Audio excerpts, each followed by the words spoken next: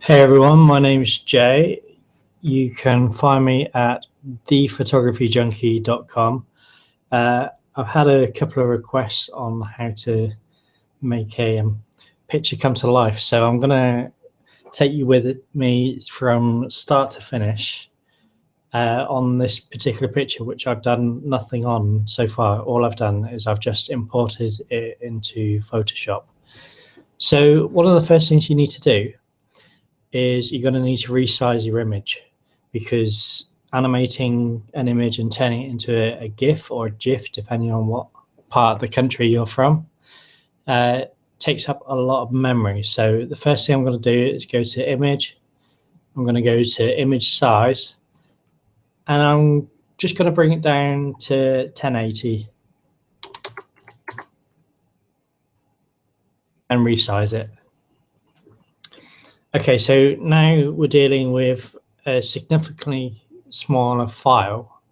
So one of the next things I want to do is, first of all, I'm going to bring my layers palette over. So what we want to do is actually turn this into a video, so to speak.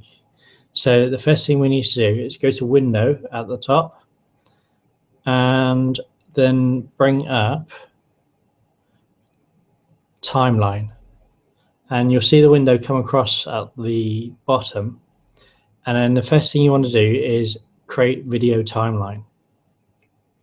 And that gives us a timeline at the bottom. So what we're going to do is we're going to create something, say, 15 seconds long. So I'm literally just going to drag. Let's go 20 seconds. If you want to spread out your timeline, you've got options at the bottom to zoom in. And it gets much more like a video editing application here. So the things we need to know about is basically any layer that you create in your layers palette will also appear on this timeline, which allows us, as you'll see, to move things. So what do I want to do to the image? Well, first thing I want to do is I'm going to add some smoke that just kind of goes behind her. So I'm going to add a layer, and I'm going to make sure that that layer goes the entire length of the timeline. At the moment, it's a completely blank layer. So the way I'm going to create some smoke is I'm going to go to Filter. I'm going to drop down to Render, and I'm going to create some clouds, which looks absolutely awful. So what I'm going to do is I'm going to zoom out. And with that layer selected, I'm going to press Control-T to bring up the pre-transform box. And I'm literally going to stretch it out one way and stretch it out the other. So it gets much more sort of cloud-like, or much more sort of fog-like. And then when I'm happy with that, I then press OK. Obviously, we can't see anything on the image. So for the time being, I am going to change the blend mode to overlay. So if I then go back on, so you can see that that's added a sort of cloud-like effect to the image. And if I just use the move tool to move that along, you can see how that would actually change the image as it moves along. So before I actually animate that, I want to decide where I don't want it.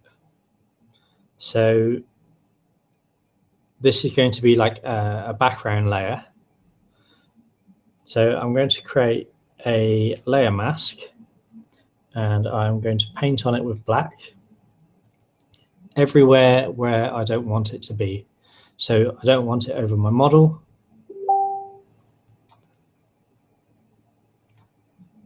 And getting messages from Facebook. That's what happens when you do the things live. And I'm also going to paint out the bank in front. I'm going to paint out the trees.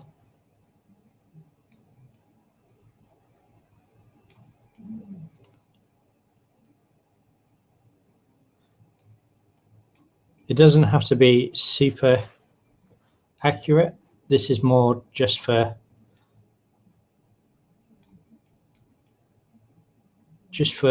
show, really. Obviously, you'd spend more time on this than me.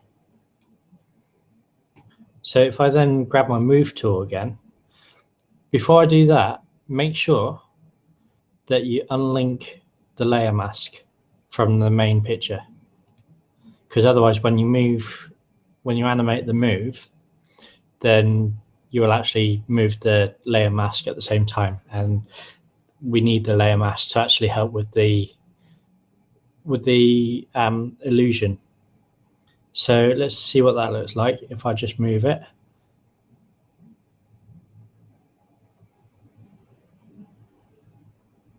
Yeah, I like that. I'm going to need to mask out the tree a bit more so that the smoke goes behind. So I will do that now.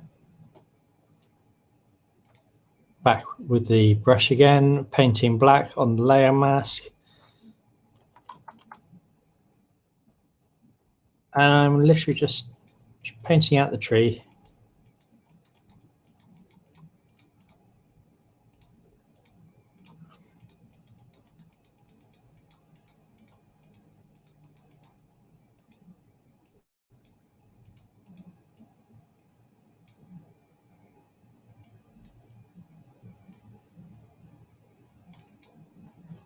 So let's see how that looks when I move that.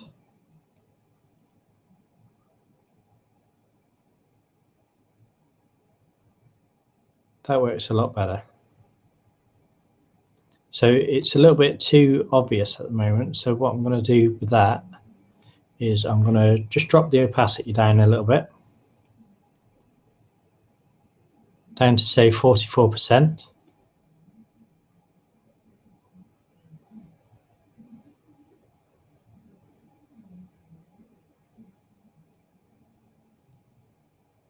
Okay, that's good. Yeah, I like that.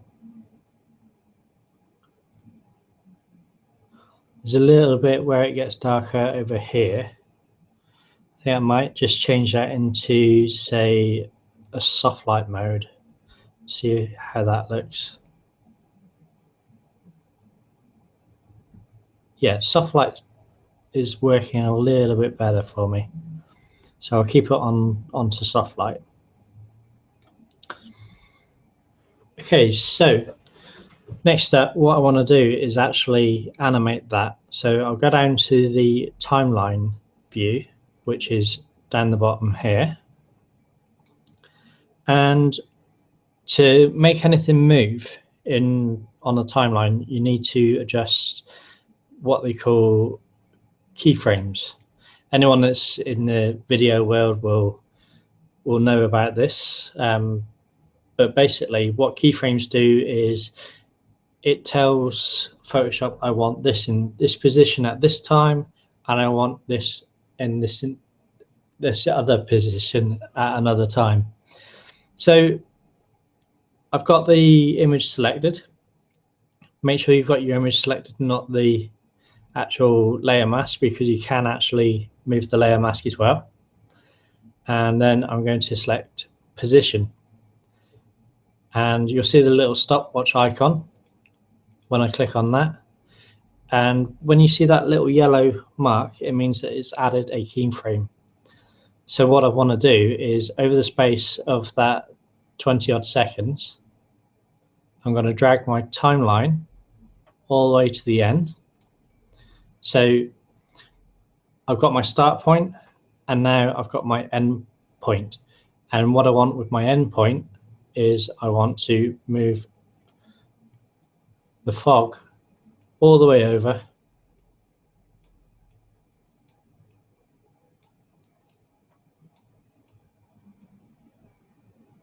to the end of the image. And you'll see it's created a keyframe for me at the bottom there. If I go into this little cog icon, I can choose to loop the playback. If you're getting any sort of buffering issues or anything like that, you can actually change the resolution of what you view it at. I like it at 50%. It's just a nice balance between the processing of the image and the actual animation. So to have a look at what I've created, what I'm going to do is I'm going to hit the space bar, and you're going to see that moving.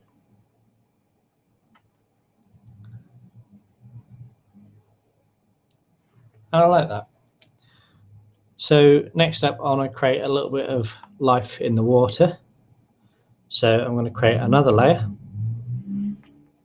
If you notice that because my play marker is halfway along, when I created that new layer, it's actually created it at the point where my play marker is.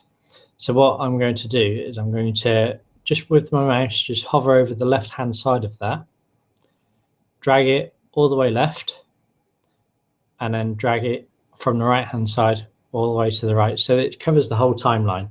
You can have it so that it appears and it disappears as well. So what I'm going to do now, though, is I'm just going to add more interest just to the water area. So I'm going to add a layer mask again. I'm going to unlink it, and I'm going to select the image itself, and again I'm going to create clouds. So down to render, and then we'll go clouds, which again looks terrible. So I'll go back to overlay so I can see what I'm doing. And I'm going to go back with the layer mask, and layer mask, just paint with black everything that I don't want. So that's everything up here.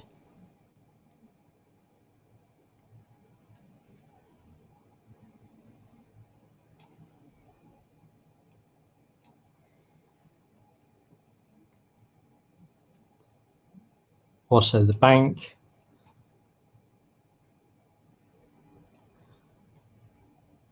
Okay, I'm now going to select the main image, and I'm going to go Control T again, and zoom out.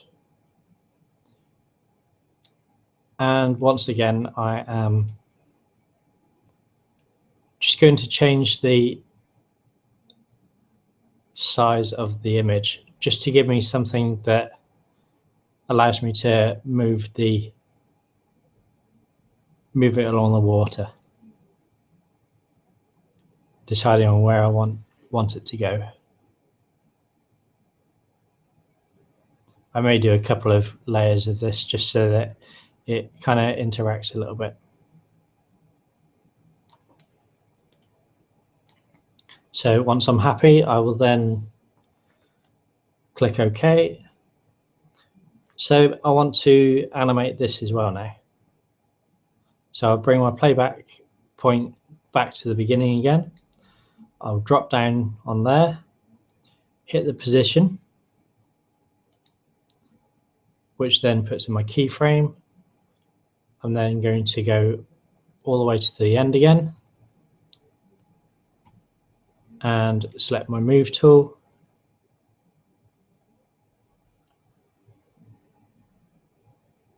And I'm not going to drag it too far. I just want it to be subtle. So if I hit play,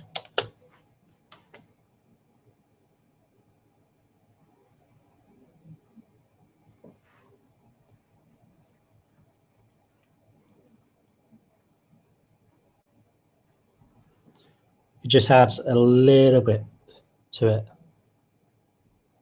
Now what I might do is just play around with the blend modes.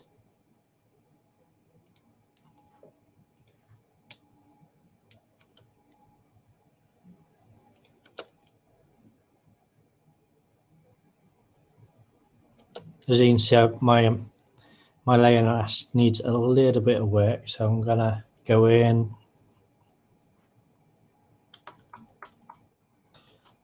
So I'm on 100% opacity, 100% flow. So I'm just taking out where I don't want the layer mask to be.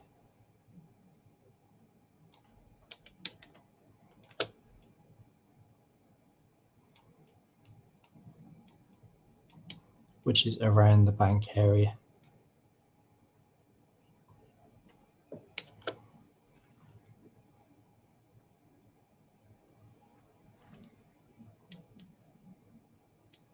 So I think hard light doesn't work for it. Let's try soft light.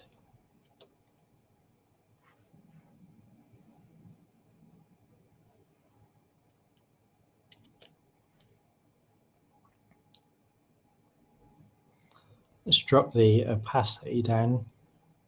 None of this was planned before this little video tutorial. So you are literally watching it as I create.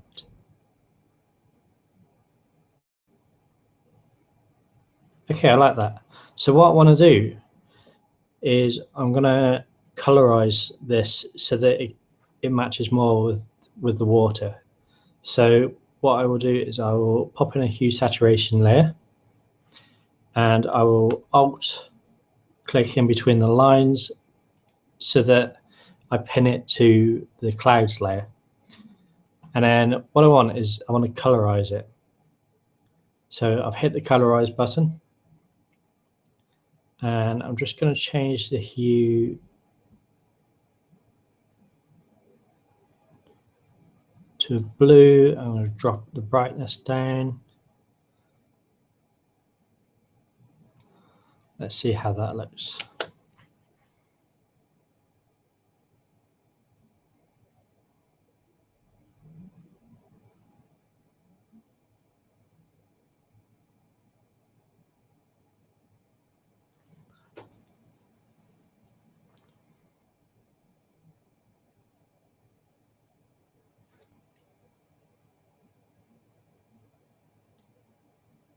Okay, so I need to adjust the layer mask a little bit more, just so it's not hitting the trees.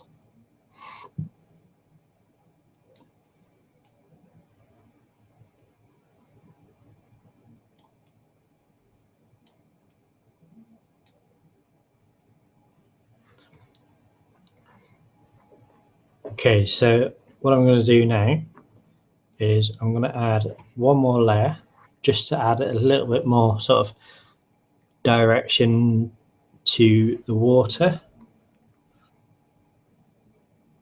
So I'll go in and I'll add the layer. Again, I will drag it out all the way.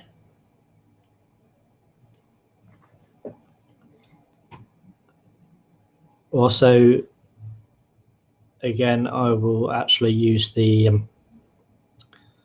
layer mask to mask off everything, but because I've already created a layer mask for the other one, what I'm going to do is I'm going to push and hold Alt or Option on the Mac and drag that layer mask up, and it'll automatically apply it to that layer. So once again, I will create clouds. So we'll go Filter, Render, Clouds. And you can see where that's hitting then. I'm then going to Control T, and I'm literally just going to flip it out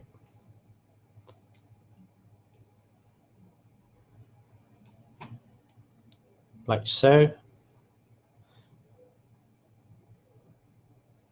And the idea with this one is this one I will drag downwards just to add a little bit of difference to the image. So I'll say OK on that one. Let's change the blend mode to overlay. And let's animate it. So head back to the beginning. Drop down. click the position,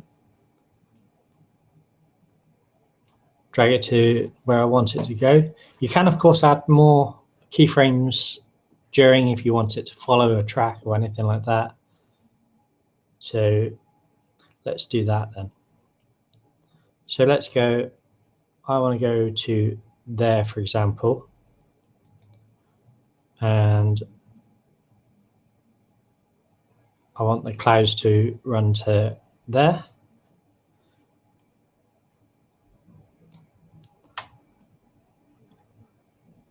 And then I want them to change.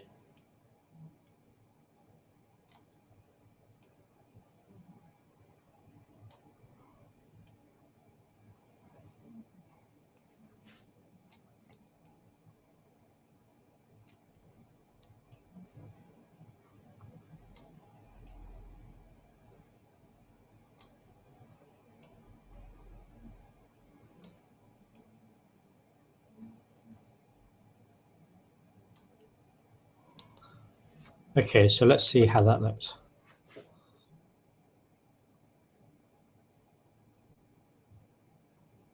Yeah, so that's adding some watery effects.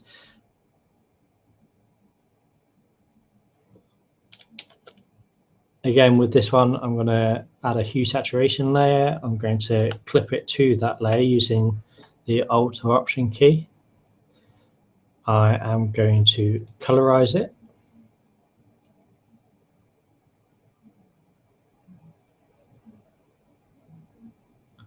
Go with more of a green color, and then we'll make it really dark. I'm going to drop the opacity of the layer right down because we only want it to be subtle. And let's see how that is. Hitting the play button.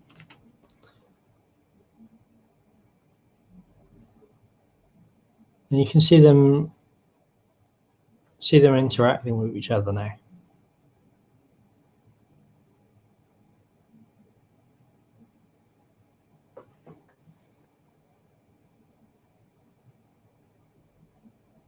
Yeah, I like that. I like what it's adding.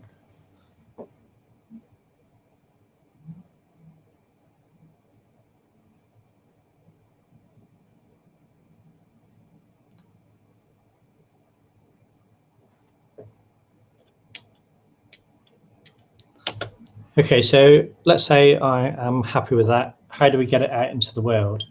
So first thing we need to do is we need to go File, and then Export, and then we go to the Save for Web Legacy. And that'll take a little while to generate. So I'm just letting it follow. You're watching this real time. I'm not going to fast forward or anything. This will generate the preview. So the preset that you want is for GIF or GIF, depending on what part of the world you're from and how you pronounce it. For me, it's GIF, so I'm going to call it GIF. That's generating its preview. The only real things that you need to worry about are the image size, which is around this area, which is set to your original image size. And then where it says animation, you can choose whether or not it loops once or continuously. I tend to have it just set to continuously.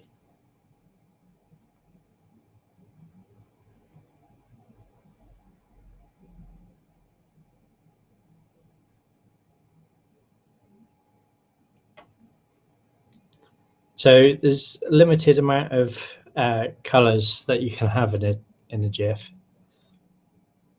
I've got as many selected as I can. So I'm going to choose the looping as forever. And all I'm going to do is hit save. And then we're going to call it Girl by the Water.